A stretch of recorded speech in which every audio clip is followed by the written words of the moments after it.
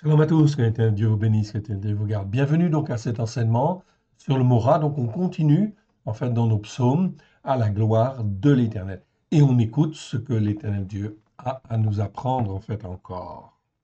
Encore et encore. Remettons ces quelques instants à l'Éternel notre Dieu, notre Père, si vous voulez bien. Père très saint, merci de ta bonté, merci de ta fidélité chaque jour. Étant ta main bienfaisante, nous voici, Seigneur, corps, âme et esprit devant toi pour faire ta volonté. Aide-nous, mon Dieu, mon Père, à te faire plaisir. Forme-nous, façonne-nous, afin que nous puissions être dans les temps qui viennent, oui, les témoins que toi tu veux, à la gloire de ton saint nom. Merci Seigneur, parce que tu nous fais vivre des temps prophétiques, des temps merveilleux, à la gloire de ton saint nom. Nous te rendons grâce dans le précieux nom du choix. Étant ta main bienfaisante, forme-nous, façonne-nous à la gloire, oui, de ton saint nom. Alléluia, au travers de Christ Yeshua, ton Fils bien-aimé. Amen. Allons tout de suite en fait dans les textes. Donc nous sommes dans le psaume 91. 91 où il est dit: aucun malheur ne t'arrivera, aucun fléau n'approchera de ta tente. C'est le verset en fait en particulier que nous allons en fait étudier aujourd'hui, mais plutôt en fait le 91, car j'ai beaucoup de choses en fait à vous dire sur ce psaume qui est un psaume merveilleux. En ce qui me concerne, c'est un psaume qui fait partie tous les jours de ma prière, tellement il est beau, tellement il est puissant et tellement il est excellent, etc., pour nous former, nous façonner et nous garder dans les voies de Dieu. On va le découvrir. Mais avant, comme à l'habitude, on va donc voir effectivement la définition, revoir la définition du mot rat et en fait en faire le commentaire aussi par rapport à l'actualité, évidemment. Très important, car nous sommes dans des temps prophétiques. Donc notre but n'est absolument pas de vous dire quand Yeshua en fin de compte va revenir. Il va revenir, c'est certain. Mais le Seigneur a tout un certain nombre de choses en fait à faire avant. Et je crois en fait avoir entendu que certains même disent ou osent annoncer que Yeshua revient en 2030. Surtout, mes frères, mes sœurs, n'écoutez pas. En fait, ce sont là comme des faux prophètes. L'Éternel, en fait, a un plan. A un plan et il veut l'accomplir. Nul ne sait, en fait, quand Yeshua reviendra. Même Yeshua l'a dit. Okay. Il n'y a que le Père qui connaît la date. Okay. Même Yeshua ne connaît pas la date, en fait, de son retour sur la terre. C'est écrit dans Matthieu et c'est écrit dans Marc. Alors, quand on nous annonce effectivement que Yeshua revient en 2030, surtout, n'écoutez pas. Vous êtes là face à des faux prophètes ou à des gens qui induisent en fait les croyants dans l'erreur ou en partie dans l'erreur. Le but de l'Éternel Dieu, en fait, aujourd'hui en 2025, est de nous former, de nous façonner pour qu'on soit son fils, sa fille, ses serviteurs, ses servantes, pour être ses témoins là où nous sommes à la gloire de son saint nom. Okay. Donc ça, c'est extrêmement important de bien comprendre cela. L'Éternel est le maître des circonstances. Rien n'arrive sur la terre sans que l'Éternel ne l'ordonne ou ne l'accepte. C'est donc extrêmement important et nous avons besoin, évidemment, d'être formés, façonnés, instruits pour faire la volonté, en fin de compte, de Dieu. Donc notre ministère prophétique est là, en fait, pour voir au travers des circonstances là où nous en sommes et comment, en fait, on avance dans le but, effectivement, d'être ferme, d'être solide dans l'adversité, en fait, qui vient, dans la détresse oppressante qui amène l'angoisse, okay, que nous allons vivre. Oui, bien sûr. Okay, voilà pourquoi il faut être fortifié, que notre foi soit tirée vers le haut et que nous soyons bien ancrés sur les racines hébraïques de la foi. Ok. J'agrandis en fait mon texte, je discute, ok, et en fait j'agrandis ma définition en fait ici. On retrouve en fait le mot ra. Donc, annoncer en fait ici que Yeshua revient en 2030, c'est déjà faux. Ok. Nul ne sait. Je vais même vous retrouver en fait le verset. Ok. Nul ne le sait. Si je le retrouve en fin de compte, ok.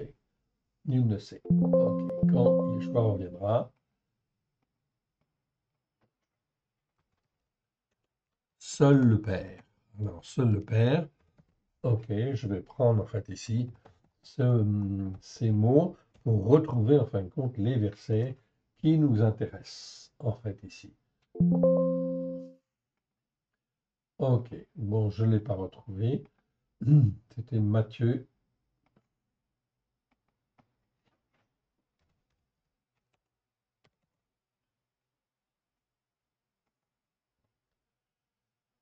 Alors, je ne l'ai pas retrouvé, je ne l'ai pas retrouvé, je ne l'ai pas retrouvé. C'est Matthieu, Matthieu, je vais le retrouver quand même. Ok, Matthieu 6, 24.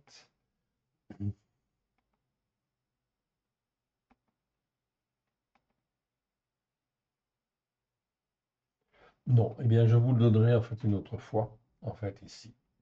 Personne ne le sait. Peut-être que je vais le retrouver en mettant personne ne le sait.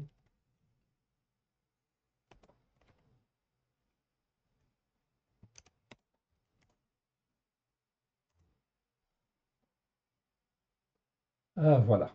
Voilà, très bien. Je l'ai retrouvé. Donc, Matthieu chapitre 24, verset 36.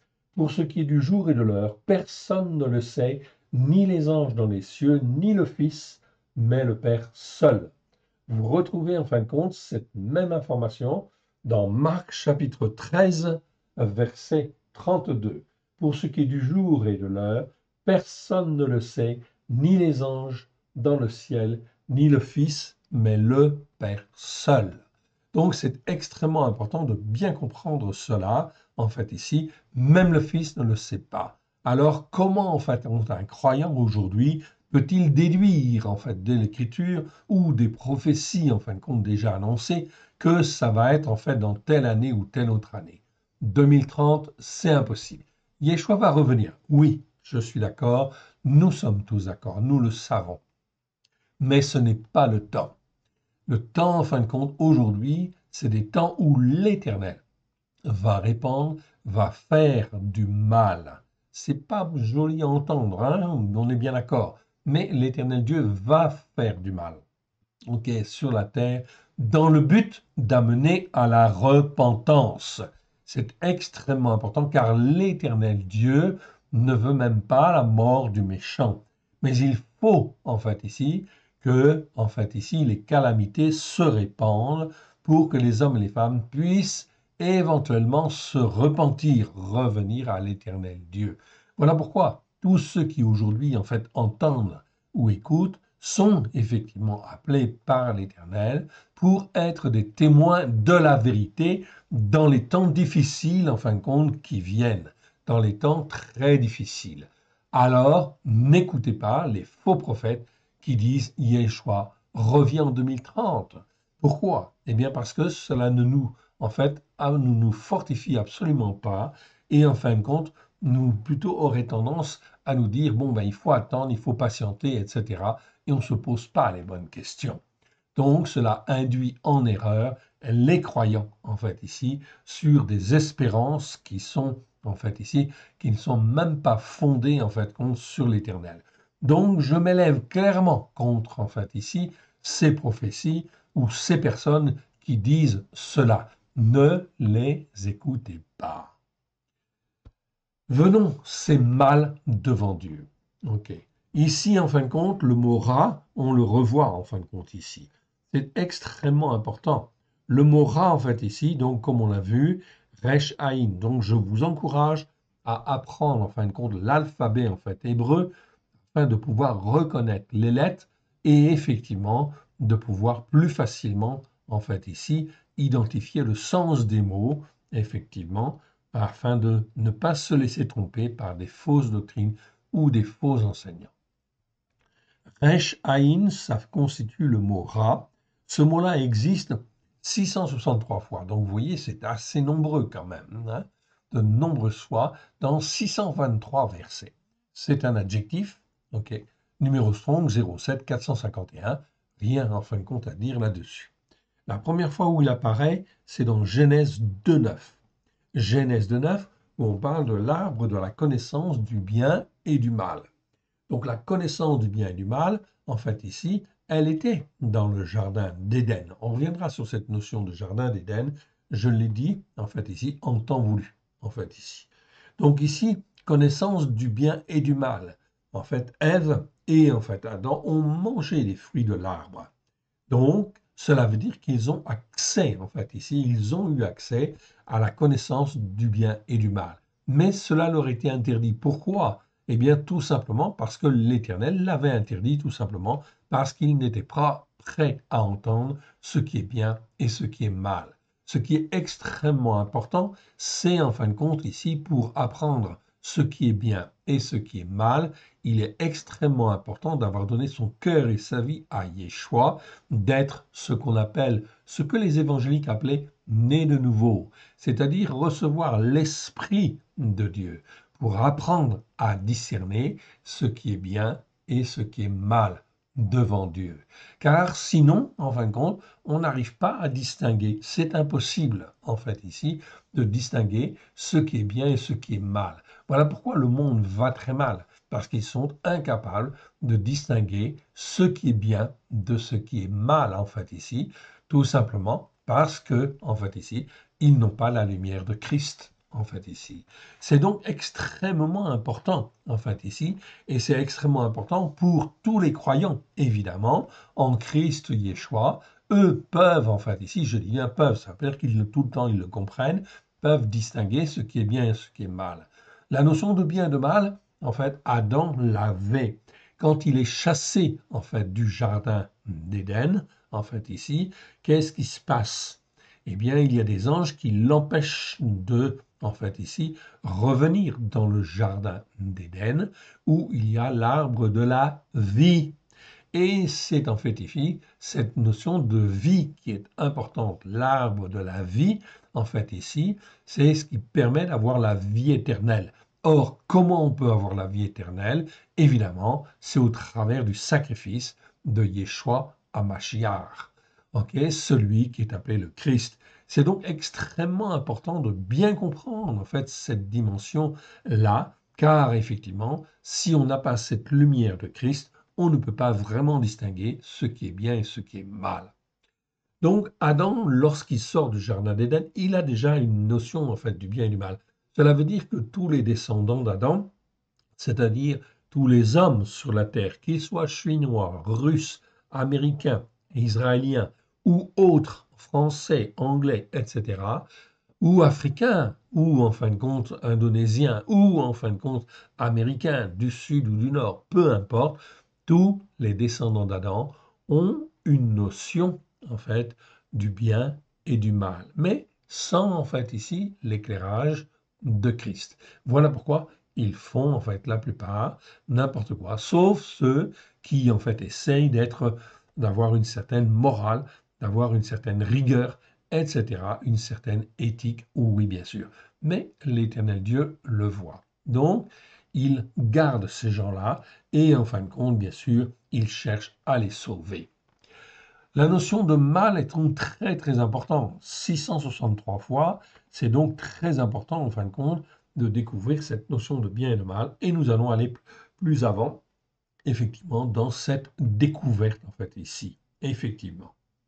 Donc nous ferons tous les versets, rassurez-vous, ok, on est en fait à la 82e, 81e vidéo, et on fera tous les versets concernant en fait ici ce mot. Le mot ra veut dire mal, mauvais, ce qui est mal, ce qui est mauvais, ce qui est laid, ce qui est terrestre. Selon les racines hébraïques anciennes, la racine resh aïn que vous voyez là, resh aïn, est l'emblème de tout ce qui est terrestre, opaque et mauvais, en fait, ici. Donc ça, c'est une définition extrêmement importante. Resh aïn. Donc quand je vois en fin de compte un mot hébreu qui commence par resh aïn, ça a un rapport avec ce qui est terrestre, opaque ou mauvais, en fait, ici. Donc ça n'a rien, en fait, ici, quelque part, de spirituel.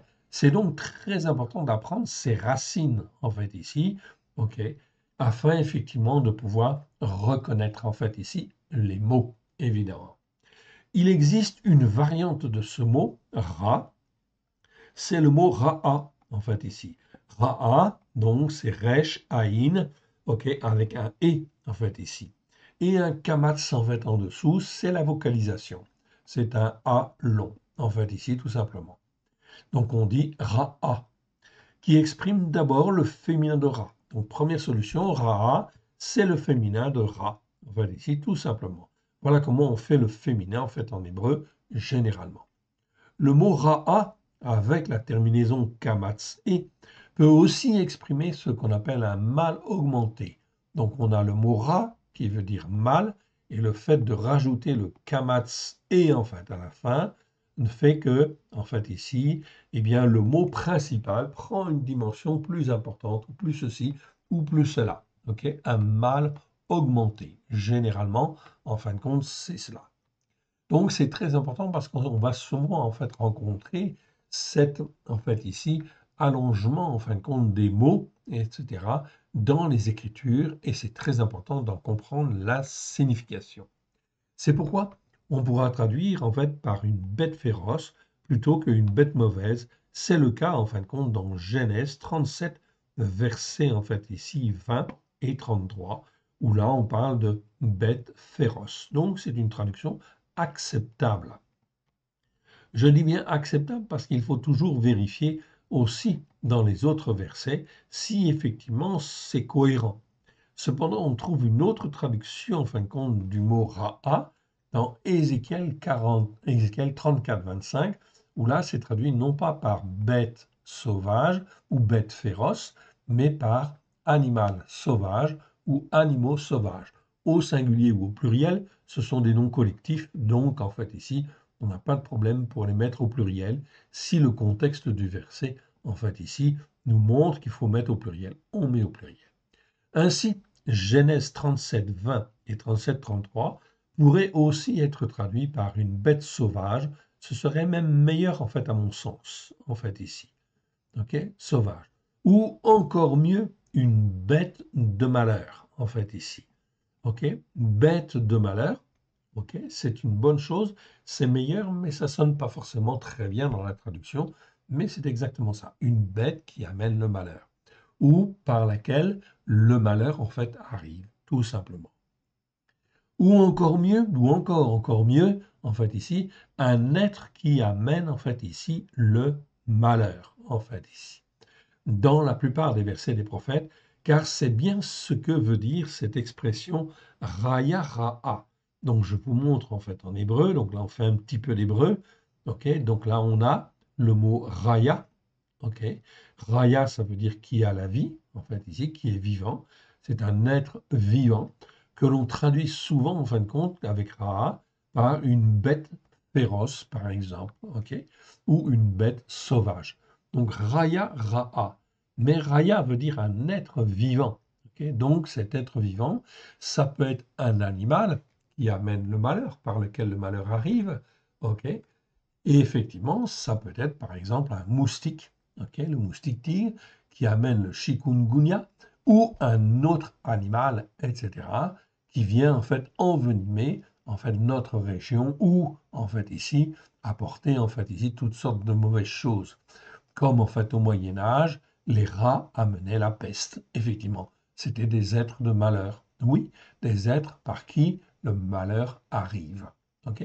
Donc ça peut être des animaux, oui, mais ça peut être aussi des êtres humains, en fait, ici, par lesquels le malheur arrive. Donc j'avais en fin de compte cité, et je le redis en fait encore, ok, tout simplement, en fin de compte, en parlant de notre président, c'est un être par lequel le malheur arrive sur la France. Vous en avez en fin de compte ici un exemple lorsqu'il dissout en fait l'Assemblée en fait des députés. Effectivement, la France se retrouve dans une situation délicate, effectivement en termes de gouvernement. Et ce n'est pas fini. Donc notre président, qui a été choisi par les Français, il faut donc le respecter en fin de compte donc, comme tel, eh bien malgré tout, cela n'empêche qu'au regard de la Torah, nous pouvons discerner que là, il y a un gros problème, et un gros problème, effectivement, pour les Français et la France. Donc, notre président est un être qui amène le malheur, en fait, ici, et qui va amener encore plus le malheur. J'avais cité, en fait, la dissolution de l'Assemblée nationale, et en fin de compte, j'avais un peu parlé, en fait, aussi, en fait, ici, des rapports qui avaient été faits sur les frères musulmans. Les frères musulmans, qui sont des organisations de type terroriste, en fait, et qui existent en fait en France. Ok, elles ne se montrent pas, mais ils sont déjà bien installés en fait en France et ils tissent en fait leur réseau de contacts, de relations. Les frères musulmans, en fait ici, donc en fait ici, comment dire, euh, qui, en fin de compte, annonce en fait ici un islam dur, en fait ici, qui selon un islam dur, en fait ici, terroristes, ne sont pas acceptés, en fin de compte, dans tout un certain nombre de pays. Mais en France, ils sont acceptés, ils sont tolérés. Tout cela parce que notre président, en fait ici, eh bien, est un être qui amène en fait le malheur, qui va amener le malheur. C'est donc un deuxième point sur lequel, effectivement, en fait, ici, vous pouvez, en fait, ici, observer les événements qui viennent, puisque notre président est président et sera président jusqu'en 2027. Donc, il y a encore un certain nombre de mois. Il a un certain travail, en fait, à faire. L'Éternel Dieu, notre Dieu, en fait, ici, le permet. Pourquoi? Tout simplement parce que les Français ont élu, en fait, ici, ce président. Ok. Et, en fait, ici, les Français n'écoutent pas, en fait, ici, la parole de Dieu, en fait, ici, pour faire ce que l'Éternel Dieu demande. Ils n'écoutent pas les enseignements de la Torah, ok, pour les mettre en pratique. Résultat des courses, eh bien, il y a effectivement, en fin de compte, des malheurs en fait à venir. Et ils peuvent venir, en fait, ici de différentes manières et par des êtres qui amènent en fait le malheur. Vous avez donc là, en fait, ici, si je vous souligne en fait ces aspects-là, c'est tout simplement des fins éducatives, en fait, ici, afin que vous puissiez regarder, en fait, ici, à des fins éducatives, mais à des fins aussi de formation, afin de faire la volonté de l'Éternel Dieu dans les temps qui viennent, et d'être le témoin ou la témoin, en fin de compte, comme Dieu le veut, là où on est. Pas la peine de partir dans un autre pays, d'émigrer, sauf si l'Éternel vous dit de le faire. On est bien d'accord. Mais normalement, en fin de compte, là où vous êtes placé, l'Éternel est souverain et il veut se servir de chacun de nous afin qu'on puisse être ses témoins de la vérité. Ok. Donc on continue le mot en fin de compte Ra, Raya Ra, en fait ici, n'existe que 8 fois dans les Écritures. En effet, le mot Rara veut bien dire malheur. On le trouve au moins 284 fois dans les Écritures, dont 70 fois rien que dans le livre de Jérémie. Et nous avons vu tout le livre de Jérémie déjà, donc on est passé sur tous ces versets. En définitive, et là je l'ai mis en fait en rouge pour bien le souligner, c'est à retenir. En définitive, et selon les Écritures, le malheur Ra'a est très clairement la conséquence des péchés, des transgressions, des iniquités qui perdurent dans le temps. Donc, c'est pas peut-être que le malheur va venir, non, le malheur vient systématiquement, en fait ici, c'est la conséquence des péchés qui perdurent dans le temps, des transgressions qui perdurent dans le temps, et des iniquités qui perdurent dans le temps. Je ne reviens pas sur la définition de péché, de transgression et d'iniquité. Je vous renvoie aux vidéos que nous avons faites sur le sujet. Même aujourd'hui, vous posez en fait la question à un croyant, qu'est-ce que c'est qu'un péché? Qu'est-ce que c'est qu'une transgression? Qu'est-ce que c'est qu'une iniquité? La plupart du temps, en fait ici, il ne saura pas répondre. Il ne saura pas répondre. Et pourtant, Yeshua est venu il y a 2000 ans. Ok, il est venu il y a 2000 ans. Nous sommes en 2025.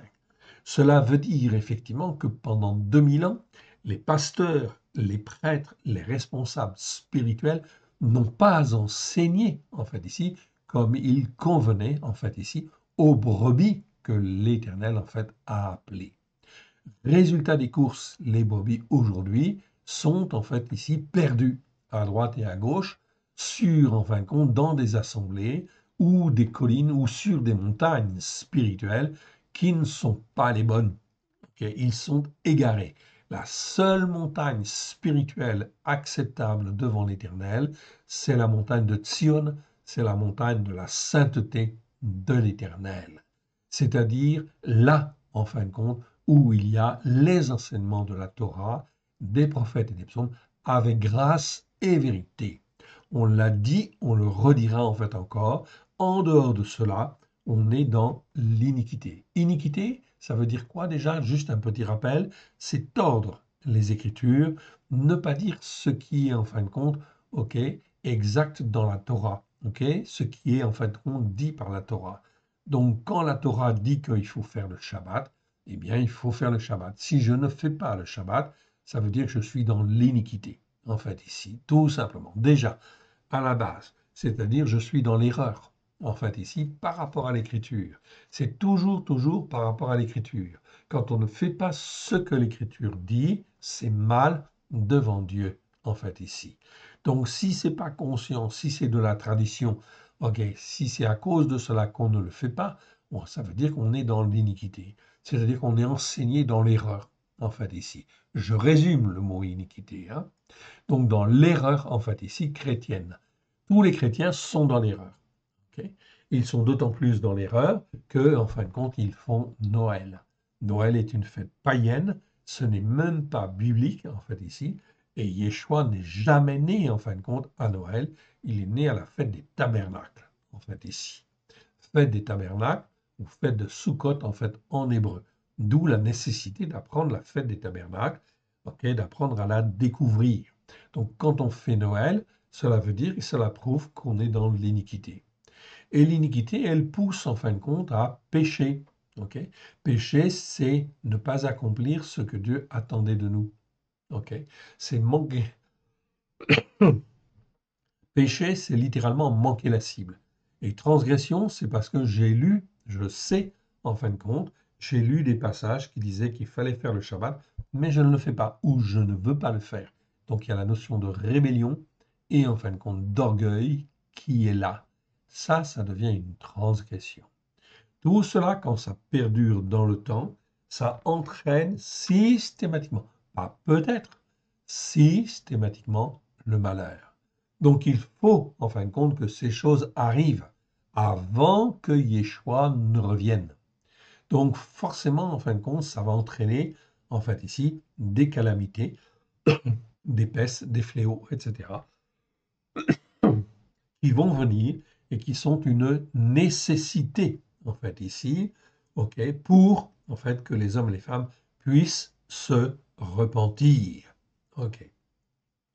Ensuite, nous avons vu d'autres mots, en fin de compte, hébreux, ok, qui sont basés sur la même racine, comme, en fait, ici, ra'a, le verbe ra'a, ok. Donc, c'est resh, aïn, aïn. Donc là, c'est un verbe 83 fois dans 80 versets. Lorsqu'il est conjugué au kal, c'est la forme simple, la plus courante en fait en hébreu. Ça veut dire être mauvais, être mal. Par exemple, Moïse se sentait mal à cause des péchés en fin de compte des enfants d'Israël. Très bien. Oifil, c'est une autre forme verbale, ok, qui est très courante. Ok, elle est certainement la plus courante, c'est le kal. Ensuite, c'est certainement le ifil, en fait ici, qui est la forme la plus courante, en fait ici, après le kal. Là, les verbes changent, en fait, peuvent changer un peu de sens. Donc, ce verbe-là veut dire, en fait, faire le mal, faire du mal. Donc, comme par exemple, l'Éternel commença à faire du mal sur les enfants de Juda ou sur les enfants, en fin de compte, d'Israël. Oui, les versets, on les a, évidemment. Ok. Donc, quand on parcourt ces versets, ici, vous avez en fait 80 versets qui contiennent 83 fois le mot Ra'a. On les a tous vus, on les a tous parcourus les uns après les autres. De même que, en fin de compte, ici, le mot Ra'a, ce mot Ra'a existe 663 fois. Dans 623 versets, nous les avons tous déjà parcourus, en fait, ici. Donc, ce qu'on vous enseigne, c'est quelque chose de solide, ça tient la route. Vous pouvez reposer votre foi dessus. Effectivement, c'est en fait une manière d'être solidement ancré sur les Écritures. Dans les temps qui viennent, c'est ce qu'il y a de mieux, hein, c'est d'être vraiment ancré sur les Écritures. Nous avons vu ensuite le mot ro'a, très important. Donc vous voyez, c'est toujours resh aïn, mais la vocalisation est un petit peu différente. C'est ro'a. Ok, ce mot-là n'est pas un mot très courant, mais très important. 19 fois dans 19 versets et très mal traduit.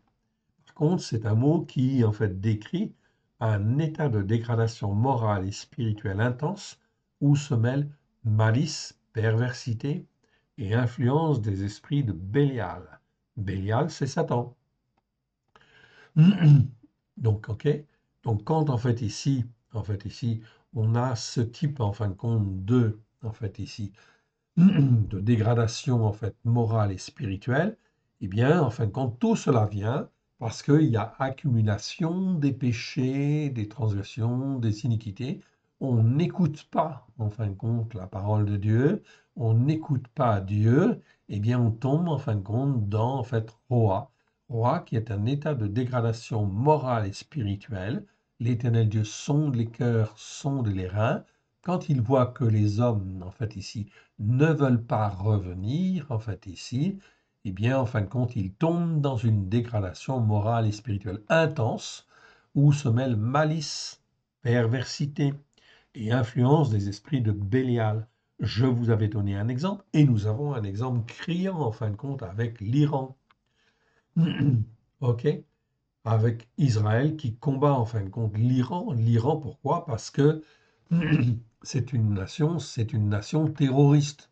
C'est une nation, en fin de compte, dont les gouvernements, dont la tête, en fait, toutes les têtes sont dans un état de dégradation spirituelle intense, morale et spirituelle intense, où se mêlent malice, perversité, influence des esprits de Bélial.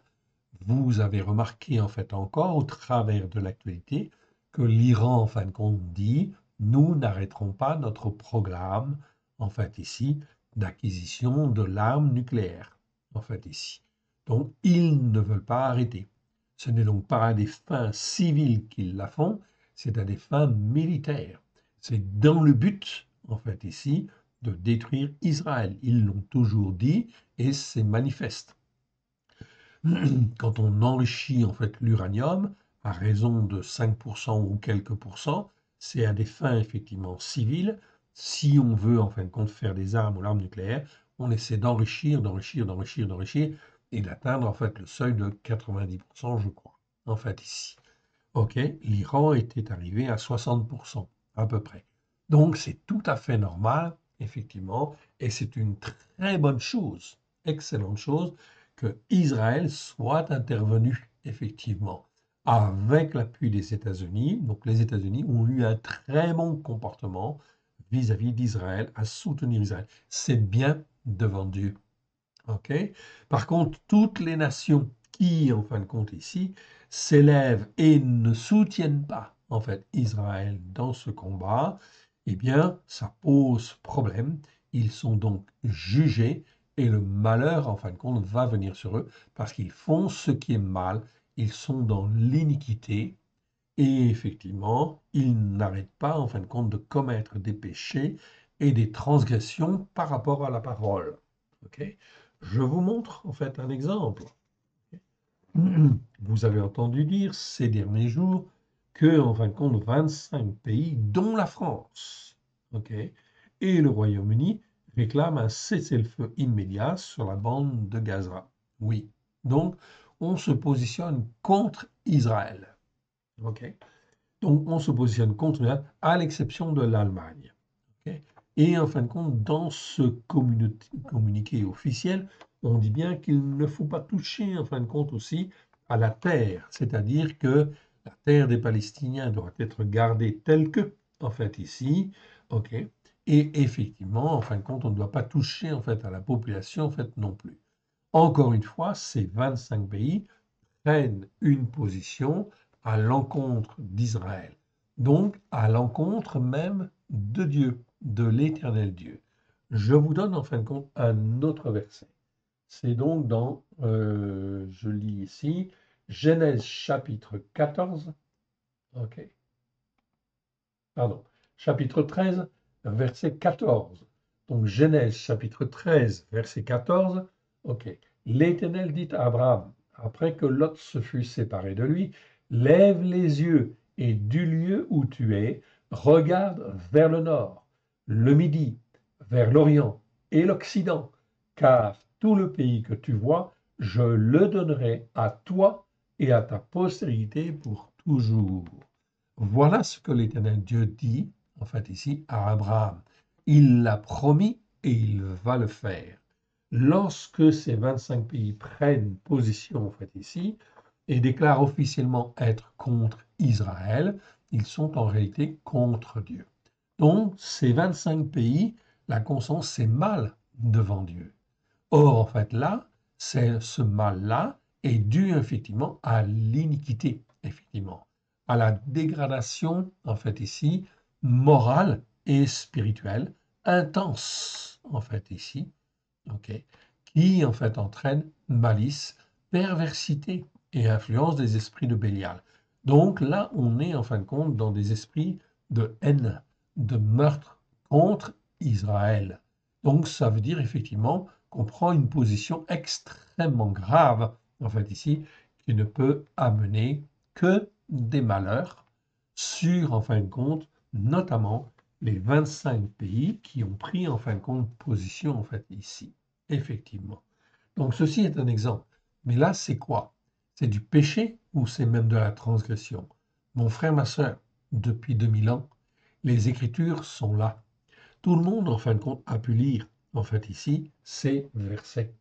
Donc, c'est par orgueil, c'est par rébellion, en fait, ici, contre Dieu, que les hommes et les femmes prennent position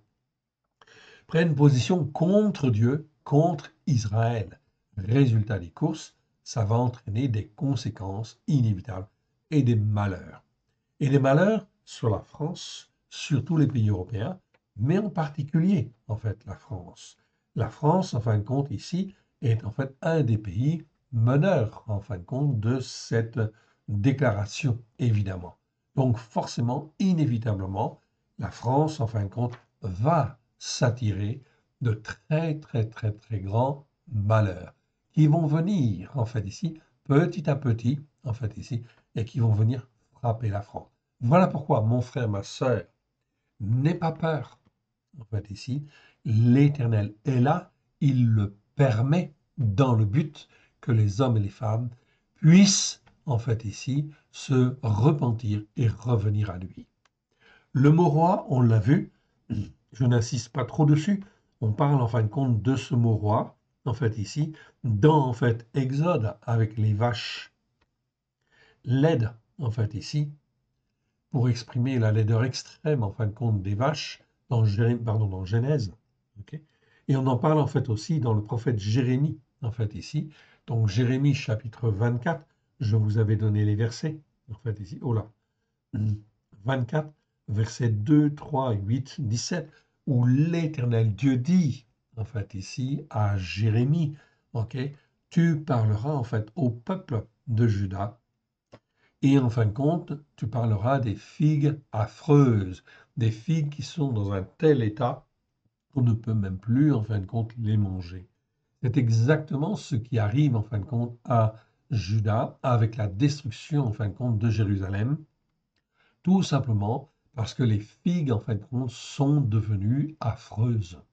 En fait, ici, cela montre l'état de dégradation spirituelle des enfants de Juda de l'époque, en fait, ici. Mais c'est exactement la même chose aujourd'hui, en fait, ici, avec nos pays qui se sont écartés. Quand la France, en fait, ici, avec la Révolution, abandonne effectivement, en fait, les valeurs chrétiennes, eh bien, ça pose problème. Donc aujourd'hui, en fait ici, certains disent que la France est une république laïque, oui, dont le président, quand il dit de sa bouche, quand sort de sa bouche, en fait ici, république laïque, cela veut dire Dieu, nous ne voulons pas de toi. Donc cela veut dire que dans ce cas-là, l'Éternel Dieu, il entend. Donc lui, il fait les circonstances, et que c'est comme s'il disait, mon fils, ma fille, tu veux en fin de compte jouer à ce petit jeu-là, eh bien en fin de compte, tu vas être dans la détresse oppressante qui amène l'angoisse. Et là, en fin de compte, tu vas m'appeler, mais je ne t'écouterai pas. Tu seras dans la détresse, en fait ici, oppressante qui amène l'angoisse, mais je n'interviendrai pas, en fin de compte, en ce qui te concerne. OK? Donc c'est extrêmement important. La France, en fin de compte, est de culture judéo-chrétienne. Donc, en fait, ici, il y a normalement, en fin de compte, une France de croyants, en fait, ici, qui peuvent, en fin de compte, ici, changer la chose, en fait, aussi, dans les temps qui viennent, pourvu qu'ils se bougent d'une part, mais aussi qu'ils se forment sur les racines hébraïques de la foi, à la gloire de l'Éternel. Voilà pourquoi il y a un espoir pour tous ceux qui croient et qui veulent travailler en ce sens, afin effectivement, en fin de compte, de limiter la casse ou de sauver, en fait, ici, ce qui peut être sauvé. Nous avons vu encore, en fait, ici, le mot Ra'av. Ra'av, ok, très important. Donc Ra'av, ça veut dire en fait faim. C'est un mot qui existe 101 fois dans 88 versets. Ok, 89 fois c'est traduit par famine, 12 fois par faim. Très bien. C'est une bonne traduction en fait ici. Donc c'est un des mots qui lui est bien traduit dans nos langues en fait en français. Donc pas de problème. Ra'av. Ra'av, c'est la famine. Donc la famine, elle va venir. Oui, bien sûr. Parce que ça fait partie des trois fléaux principaux. Je vous rappelle, Ra'av, c'est la famine. Et Rérev, c'est en fin de compte l'épée. Et Déver, en fin de compte ici, c'est la peste.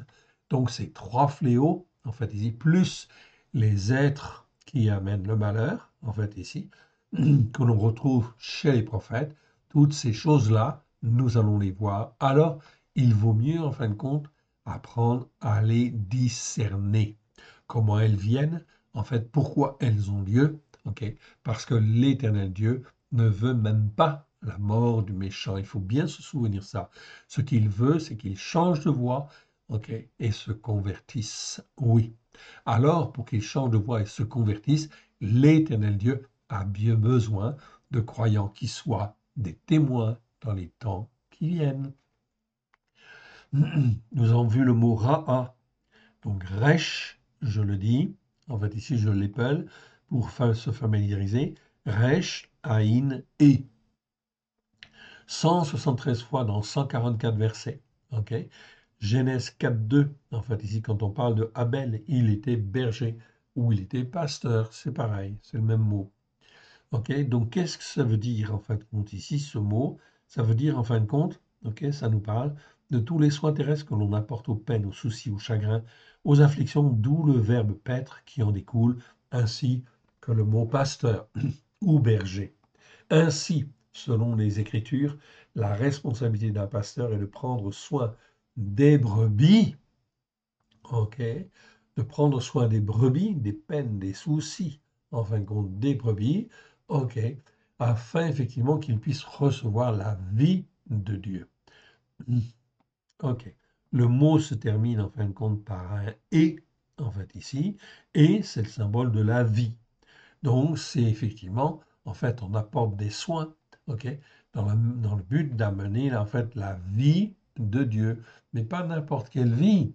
C'est pas la vie pour devenir catholique, c'est pas la vie pour devenir protestant, c'est pas la vie pour devenir évangélique, c'est pas la vie pour devenir orthodoxe ou n'importe quelle autre confession. Non, l'Éternel Dieu fait les choses, en fait ici, au travers de Christ, Yeshua, dans le but de ramener les uns les autres sur la montagne de Sion, sur la montagne de la sainteté de Dieu.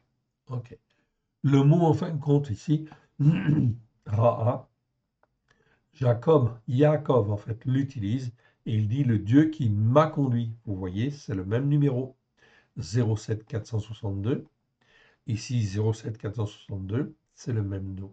Donc on peut traduire en fait aussi, ok, être berger ou être pasteur, c'est en fait ici être conduit par Dieu, ok, par exemple, ou conduire ou diriger en fait ici, comme dans Psaume 78-72, où il est dit que David les dirigea. Vous voyez, 07 462, avec un cœur intègre, il les conduisit avec des mains intelligentes. Le sens même, même d'un chef, en fait, ici. Dans Jérémie 49-16, en fait, ici. 49-16, on retrouve le même verbe ici. Quel est le chef qui me résistera? Donc, est-ce que, en fait, ici, notre président Macron pourra imposer, en fait, ses vues? La réponse est non. Voilà pourquoi, en fait, ici, il ne pourra pas résister, en fin de compte, à Dieu, oui, évidemment. Donc, effectivement, il va se passer, en fin de compte, des choses avec notre président, plus particulièrement, pourquoi? Parce que c'est le président des Français.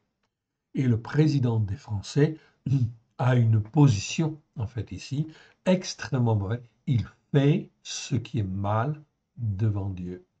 Tout ce qu'il dit et tout ce qu'il fait, en fait, fait faire à la France, ok, il fait prendre à la France une position mauvaise, en fait, devant Dieu, ok, devant Dieu. En fait, ici, ce que font les États-Unis avec, en fait, Israël, en fait, la France aurait dû le faire. En dehors du fait que la France n'a pas la capacité, en fin de compte, des États-Unis d'aider, on est bien d'accord, mais la France, en fait, ici, elle devrait être spirituellement, au sens figuré du terme, elle devait être dans une position spirituelle, une position, en fin de compte, particulière, où elle enseigne ce qui est bien, pour soutenir Israël, aider Israël et non pas être contre en fait Israël.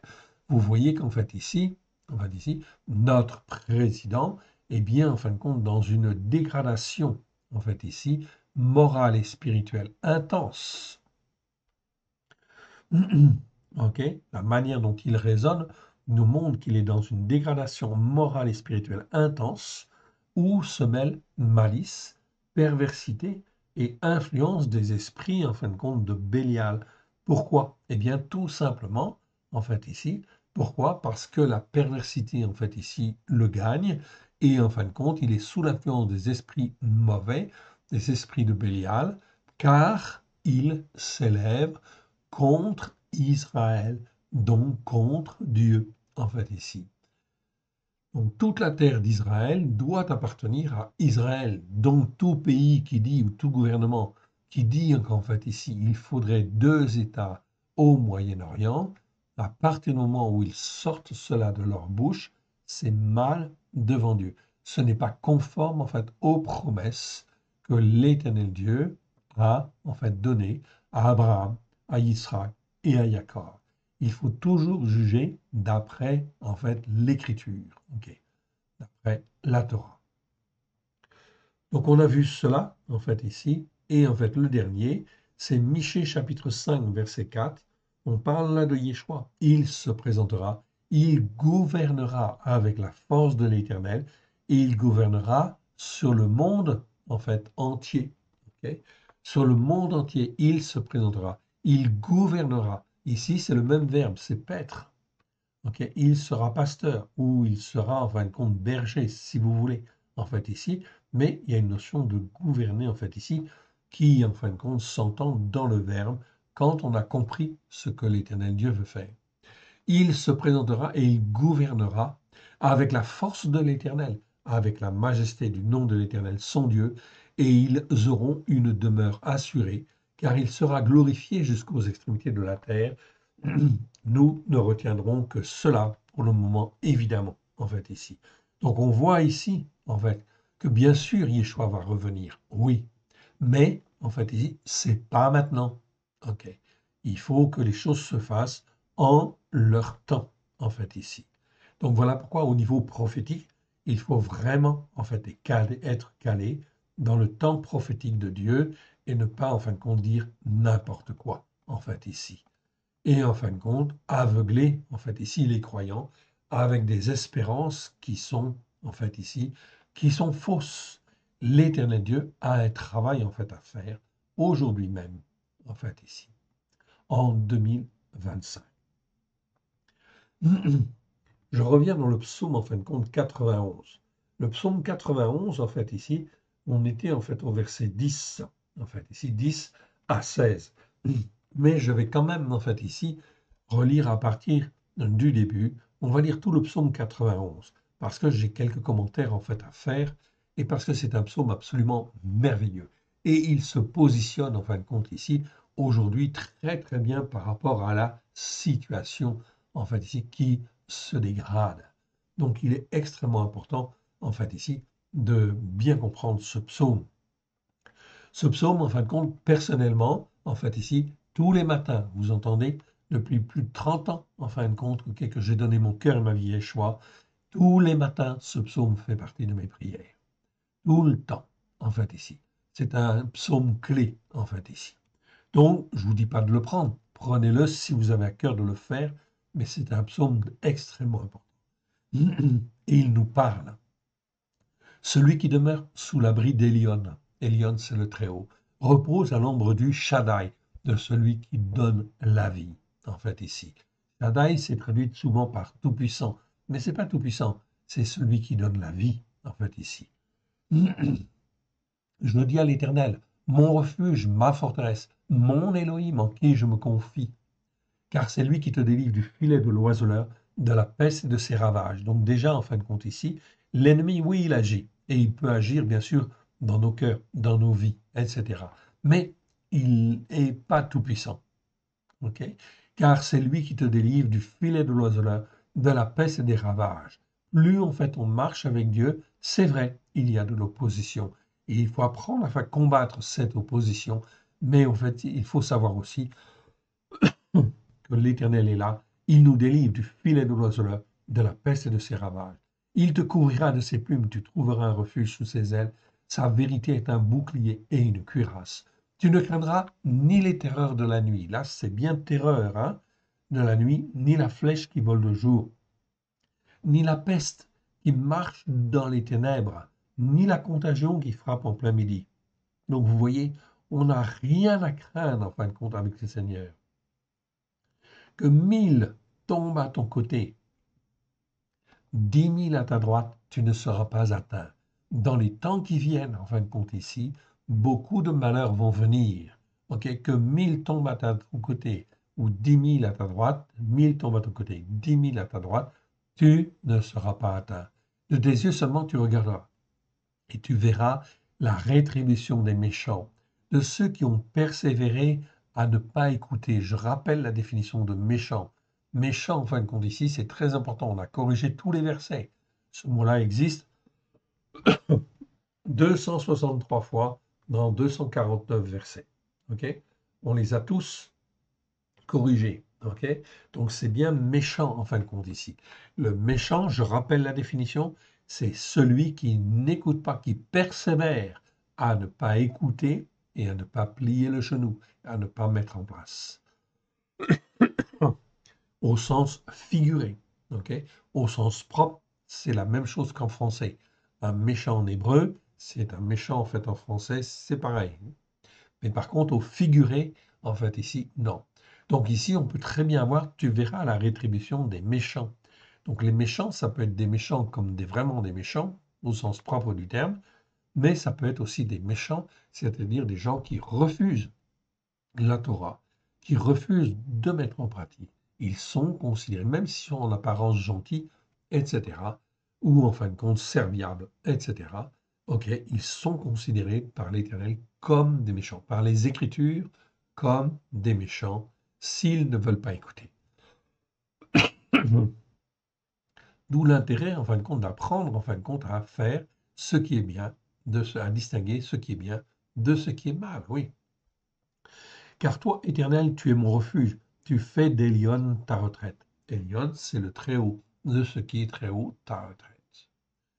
Aucun malheur ne t'arrivera. Voilà, ici, en fait, très important. Je retrouve le mot rat, en fait, ici. ok, Ra'a même, ok, que nous étudions. Et là, il est bien dit, aucun malheur ne t'arrivera. Ok, aucun malheur dans les temps qui viennent, aucun malheur ne t'arrivera. Ok, tu pourras être touché, etc. Ok, tu pourras être sous l'influence, oui, mais en réalité, l'Éternel Dieu te délivrera. En fait, ici, aucun malheur ne t'arrivera, aucun fléau n'approchera de ta tente. C'est ce que l'Écriture dit. Car il ordonnera à ses anges de te garder dans toutes tes voies. Ils te porteront sur les mains de peur que ton pied ne heurte contre une pierre. Tu marcheras sur le lion rugissant. Donc ici, on dit bien en fin de compte lion rugissant. Pourquoi? Parce que en fait le mot c'est charal en hébreu. Donc charal, je répète, shin. En fait ici, j'appelle shin ret lamed. Shin ret lamed, ça nous parle en fin de compte du lion, mais du lion qui est dans sa force, qui domine, qui est rugissant, en fait ici. Tu marcheras sur le lion rugissant, en fait ici. Il est écrit. C'est écrit, hein, donc la parole, elle est la vérité, en fait ici. Donc, c'est très bien. OK. Et sur l'aspic, donc une forme de serpent, en fin de compte venimeux, en fait ici on peut dire. Tu fouleras le jeune lion. Ici, c'est pas le lionceau, hein. Ok, attention à la traduction. Lionceau, en fin de compte, c'est un très très jeune lion. Ici, c'est pas un très jeune lion, c'est un kéfir. Donc c'est un jeune lion. C'est un lion qui est déjà dans sa force, qui est dans sa jeunesse, qui est fougueux, qui est intempestif, qui est voilà, qui peut en fin de compte et qui peut être nerveux en fait ici. Ok. Donc ici, tu fouleras le jeune lion. Donc ça veut dire que tu n'as rien à craindre en fait ici. Ok. Donc très important. Ici, ok, je réduis en fait ici le mot kéfir. Donc kéfir à retenir, c'est le jeune lion, ok. Et le serpent. Ah, là, donc effectivement, dans nos Bibles, dans la seconde, nous avons en fait le dragon. Mais c'est quoi un dragon? Donc ça pose problème parce que c'est pas bon en fait ici, ok. Donc le mot en fait ici, je vous le montre, c'est tanim, ok. Très important. Très important ce mot. On va s'y arrêter 2 minutes. Donc, tanim, ok? Donc, c'est un tav, ok? Un nun, un yod et un nun, ok? Donc, un nun final. Donc, ici, tanim. Ce mot-là existe 28 fois dans 28 versets. C'est un mot très difficile à traduire, ok? Qui peut avoir différentes significations. L'étymologie, en fin de compte, du mot fait que, en fait, ici, cette racine veut dire quelque chose, en fin de compte, qui, en fait, ici, est comme une émanation qui se produit, qui, euh, comment dire, grandit beaucoup, qui est énorme, qui peut prendre, en fait, une taille, une dimension très forte, etc.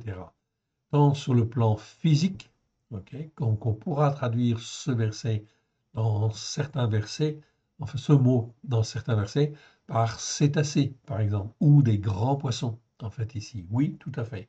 C'est acceptable, en fait, ici. Mais en fin de compte, dans d'autres mots, les traducteurs le traduisent par serpent parce qu'ils ne savent pas comment traduire, en fait, ici. Ok. Serpent ou serpent venimeux, en fait, ici. Comme par exemple, en fait, ici, lorsque, en fait, ici, les magiciens, ils jettent, en fait, leur bâton, en fait, ici, et cela devient un serpent. Ici, c'est pas le mot d'arrache, c'est pas le mot serpent, c'est le mot tanim. Donc, c'est quelque chose qui vient d'eux, de leur pouvoir, et qui s'exprime en fait ici et qui est visible sur la terre en fait ici. Ça peut très bien être visible ou ne pas être visible en fait ici. Mais en fait ici, donc ce mot-là pourrait en fait avoir en fait ici cette signification ici. Je vous la donne en fait ici. Émanation spirituelle mauvaise. C'est important en fin de compte ici de bien comprendre ça. C'est bien meilleur que dragon en fait en tout cas. Et ce mot-là, comme il est très très mal compris, il est traduit aussi dans beaucoup de versets par les traducteurs par chacal ou crocodile, etc. Donc les traducteurs ne savent pas en général, en fait ici, traduire ce mot-là. Ce mot-là, c'est donc une émanation, ok? Émanation spirituelle.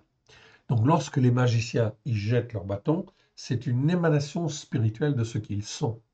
Lorsque Moïse, en fait, il jette son bâton, c'est une émanation spirituelle, en fait, ici, de Dieu. Voilà pourquoi l'émanation spirituelle de Dieu, en fait, ici, va avaler, en fait, l'émanation spirituelle, en fait, ici, des magiciens. Donc, on peut dire ici émanation spirituelle mauvaise. Ça nous donne une petite idée. Oui, parce que ce sont des réalités spirituelles. Dans le monde physique, en fait, ici, on ne croit pas, en fin de compte, au sort. On ne croit pas, en fin de compte, aux malédictions.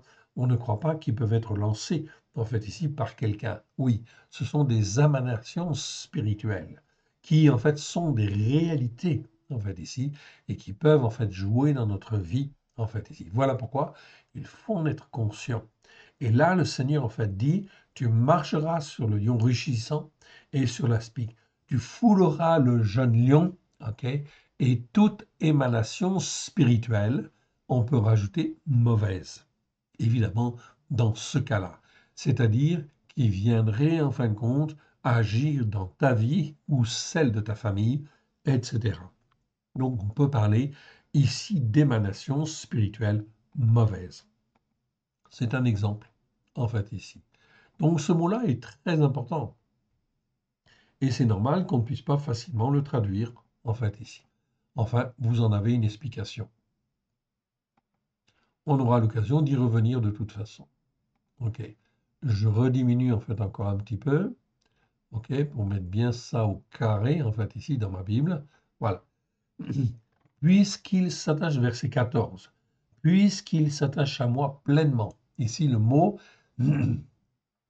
c'est en fait ici le mot rachak.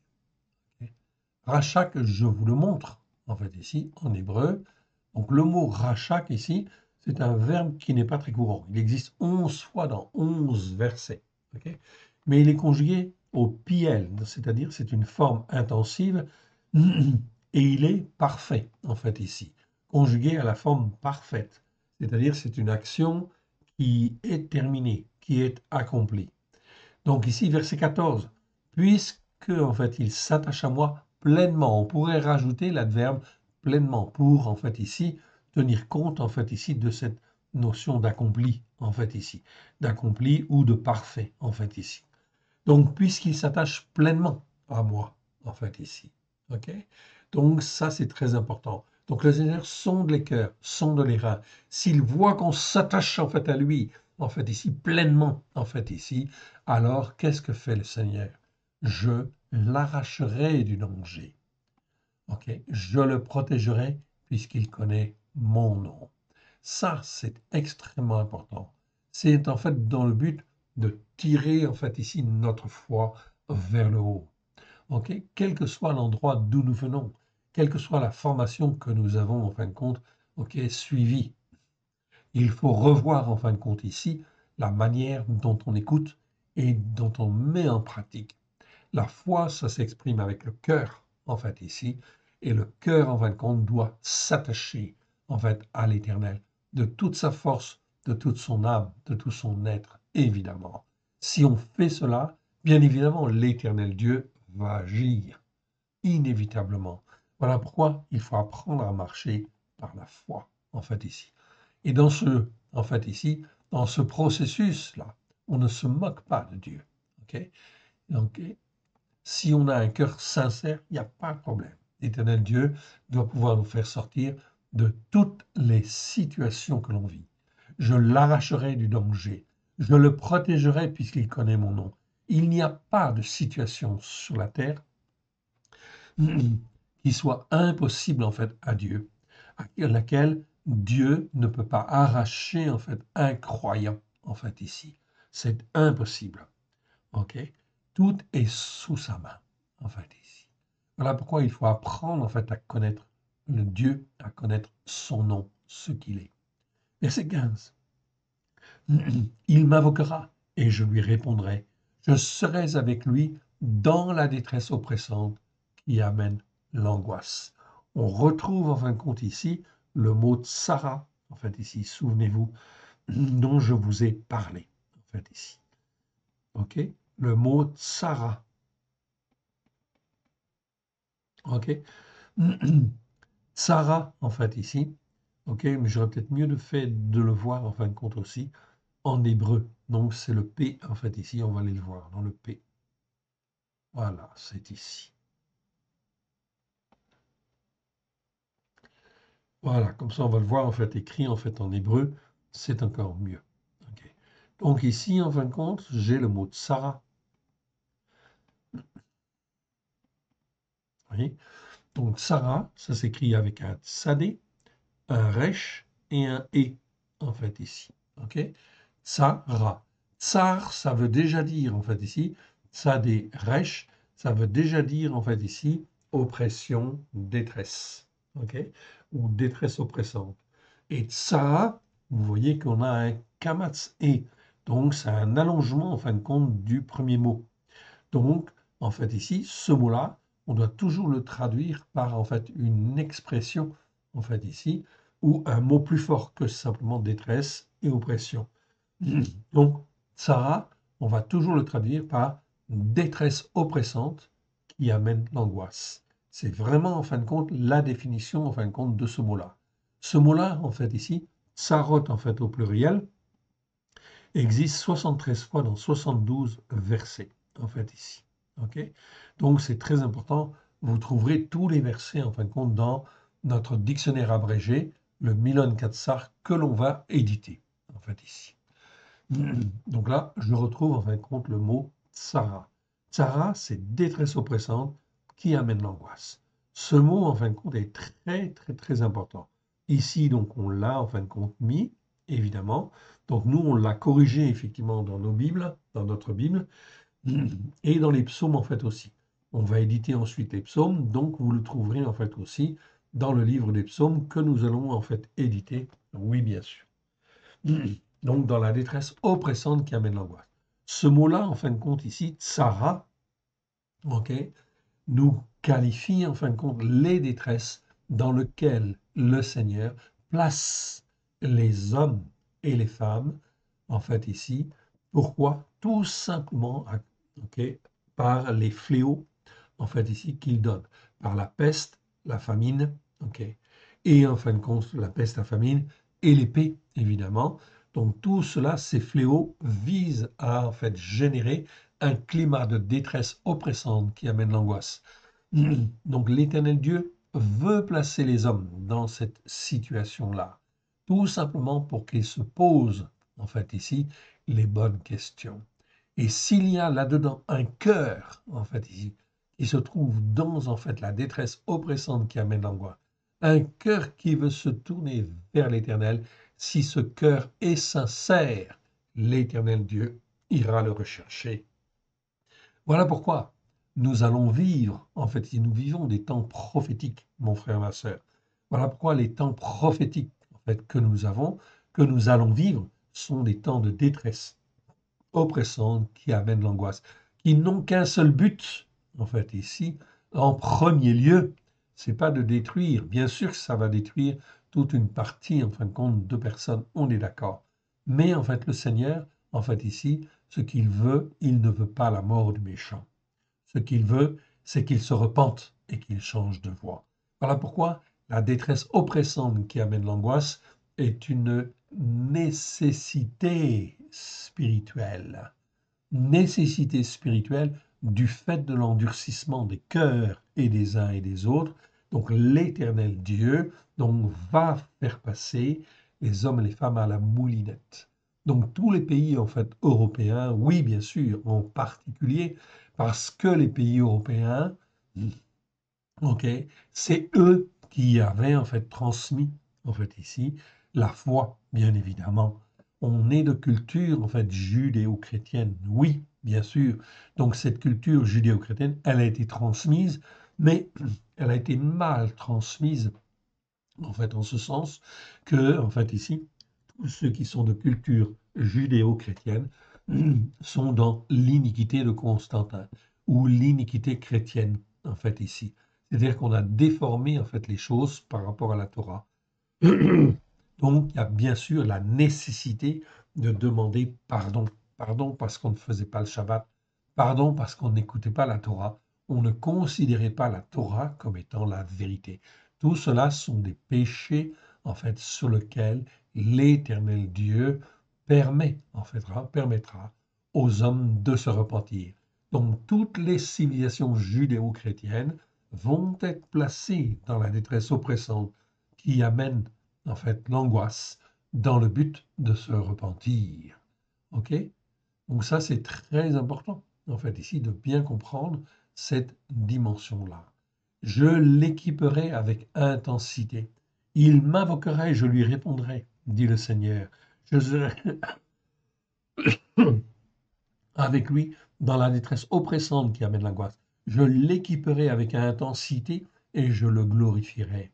Je le rassasierai dans le jour et je lui ferai voir ma délivrance. Délivrance ici, c'est pas mon salut, en fait ici, c'est le mot Yeshua que je vous ai déjà montré. C'est pas Yesha, c'est Yeshua. C'est exactement le même nom que notre Seigneur Yeshua, sauf qu'il y a un et au bout en plus, en fait ici.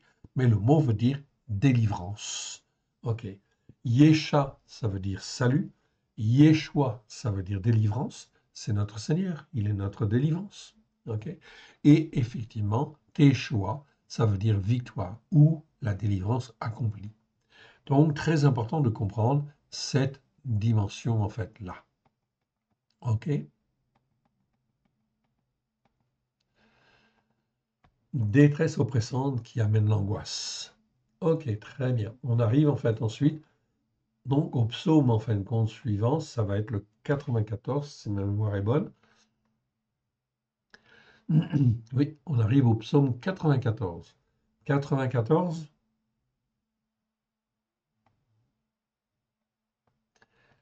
ok, très important. Où là on parle des méchants, en fait, ici. On a des commentaires, en fait, aussi à faire sur les pensées, etc. Mais je ne vais pas le faire, en fait, aujourd'hui, parce que ce serait trop long, en fait, ici. Donc, on y viendra la fois prochaine. Donc, on est arrivé à psaume 94, verset 13. Verset 13. OK. Donc, c'est très bien, en fait, ici, parce qu'on a quand même pas mal appris de bonnes choses, en fin de compte, ici, pour se former, se façonner. Remettons ces quelques instants à l'Éternel, notre Dieu, notre Père. Merci, mon Dieu, mon Père, de ta bonté, de ta fidélité chaque jour. Merci, Seigneur, pour ta parole vivante que tu nous donnes. Oui, étant ta main bienfaisante. Oui, Seigneur, afin que nous puissions être, oui, comme toi, tu le veux, ton fils, ta fille, à la gloire de ton Saint-Nom, au travers de Yeshua Mashiach, celui qui est appelé le Christ, à la gloire de ton Saint-Nom. Étant ta main bienfaisante, que tout ce qui n'est pas de toi dans cet enseignement, en fait, ici, s'en aille, dans le nom de Yeshua, à la gloire de ton Saint-Nom, que ce qui est de toi soit loin de grâce et de vérité, et puisse trouver dans chacun de nos cœurs un terrain favorable. Il produit, il planter des racines. Oui, Seigneur, s'élever, Seigneur, nous former, nous façonner à la gloire de ton Saint-Nom. Que ta parole ne remonte pas au ciel sans avoir pleinement accompli ta volonté. Mon Dieu, mon Père, merci. Merci de ta bonté. Merci de ta fidélité. Merci. Nous te rendons grâce dans le précieux nom de Yeshua, ton Fils bien-aimé. Amen. Que l'Éternel Dieu vous bénisse. Que l'Éternel Dieu vous garde. Shalom à tous.